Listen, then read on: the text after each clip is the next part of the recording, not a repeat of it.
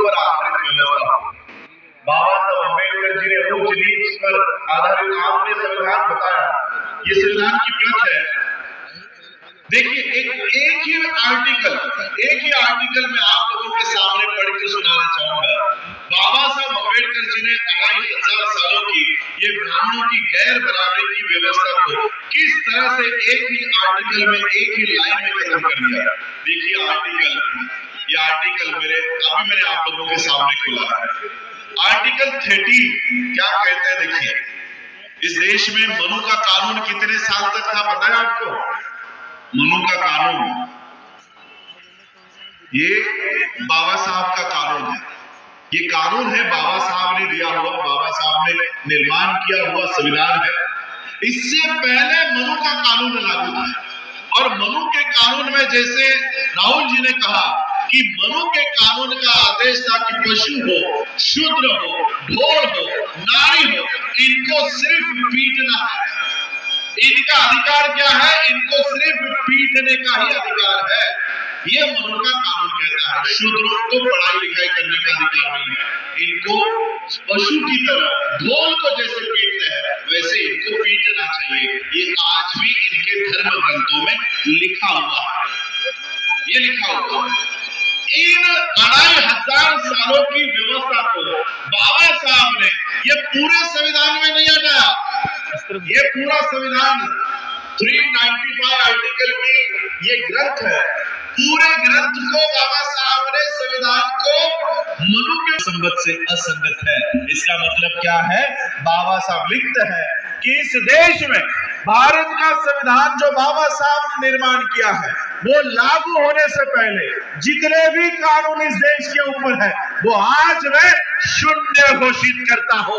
एक लाइन में बाबा साहब अम्बेडकर जी ने 2500 सालों के मनु के कानून को हमेशा के लिए खत्म कर दिया, हमेशा के लिए। और सिर्फ खत्म ही नहीं किया, बाकी दूसरा सब आर्टिकल तैयार करके बाबा साहब लिखते हैं कि राज्य ऐसी कोई विधि नहीं बनाएगा जो इस भाग द्वारा प्रदत्त अधिकारों को छीनती है। इसका मतलब बाबा साहब पहले आर्टिकल में 13 में लिखते हैं कि संविधान लागू होने से पहले जितने भी कानून हैं वो सारे के सारे मैं शून्य घोषित करता हूं, सारे के सारे नल एंड वॉइड घोषित करता हूं। और दूसरे आर्टिकल में लिखते हैं चाहे किसी की भी सरकार हो, पूरी की पूरी आरएसएस क्यों ना संसद में जाके बैठ जाए, मैं इस देश के लोगों के मूलभूत अधिकार किसी की भी सरकार आए वो 1 इंच भी कम होने नहीं दूंगा।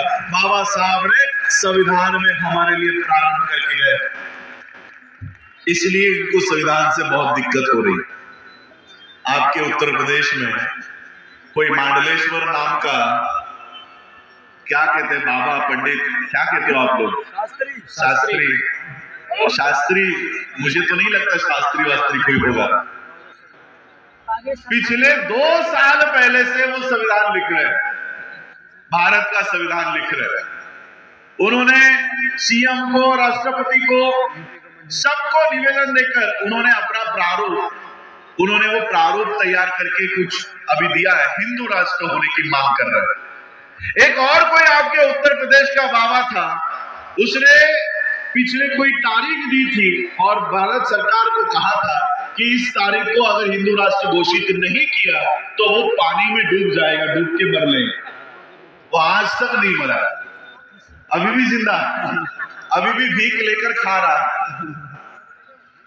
और सिर्फ यही नहीं, मैं आज आपके उत्तर प्रदेश की धरती से, आपकी हरदोई की धरती से, जहां पर आपका मुख्यमंत्री बीजेपी का है, मैं उनको भी ये दावे के साथ में उनको आह्वान करता हूं। सिर्फ ये 2-4 शास्त्री नहीं, मांडलेश्वर नहीं, हमारे में ऊपर नीचे स्वर्ग नरक ऐसा कुछ होता नहीं है, लेकिन हिंदुओं में होता है। और आप हिंदू राष्ट्र लागू करने की बात कर रहे हो, इसलिए मैं एक चैलेंज देता हूं कि ऊपर से आपके जो ऊपर नीचे जो गए हैं, नरक से हो या स्वर्ग से हो, गोलवल कर भी नीचे आ जाए तब भी इस देश को वो हिंदू राष्ट्र नहीं बना सकता।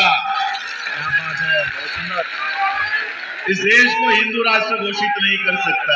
गोलवलकर भी हेगड़ेवार भी, आरएसएस के बाप भी नीचे आ जाए या नीचे से ऊपर आ जाए, नरक से बाहर आ जाए, तब भी उस देश को हिंदू राष्ट्र नहीं बना सकते। बाबा साहब इस देश को धर्मनिरपेक्ष देश बनाकर